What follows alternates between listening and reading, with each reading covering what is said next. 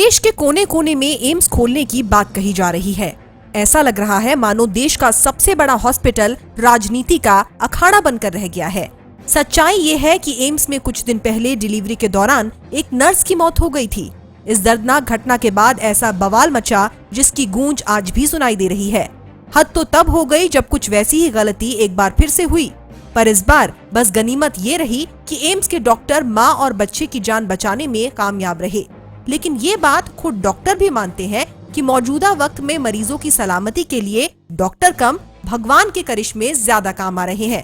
एक ऑपरेशन के लिए तीसरे फ्लोर से 8वें फ्लोर तक दौड़ना पड़ता है। ऐसे में काफी वक्त बर्बाद होता है। यहाँ के डॉक्टर्स भी यहाँ की खामियों को लेकर बेहद परेशान हैं।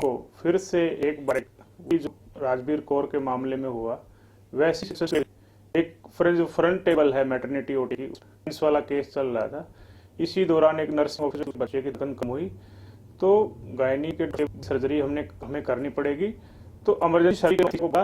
लेकिन एनेस्थीसिया ने कहा कि हम फ्रंट टेबल पे केस चल रहा है, हम बैक टेबल पे केस नहीं लेकिन हो चुकी है और है कि हमें इन सभी दिक्कतों को लेकर यहाँ के डॉक्टर्स ने लगातार कई दिनों तक प्रशासन के उच्च पद पर आसीन अधिकारियों को मेल भी किए, यहाँ तक कि प्रदर्शन भी हुए, लेकिन अभी तक कोई रास्ता नहीं निकला।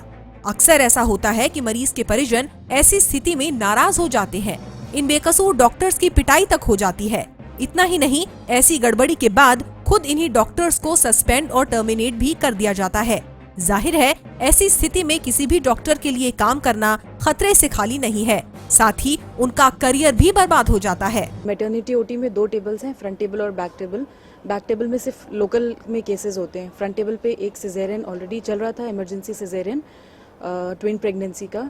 उसी वक्त आधे घंटे बाद जब सर्जरी चल रही थी तब एक लेबर रूम से कॉल आता है कि बच्चे की धड़कन कम हो रही है और एक इमरजेंसी सिजेरियन लेना होगा। तो ऐसी हालत में अब 2 महीने हो चुके हैं पिछले हादसे को, राजबीर कौर वाले हादसे को, लेकिन अभी तक बैक टेबल को एडमिनिस्ट्रेशन ने फंक्शनल नहीं किया है।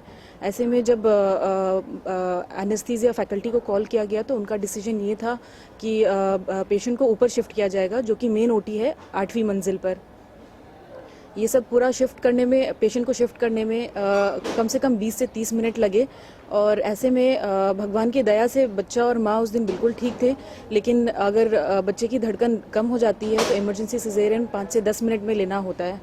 तो आज 2 महीने हो चुके हैं इस हादसे को, लेकिन अभी तक कोई सुधार नहीं आया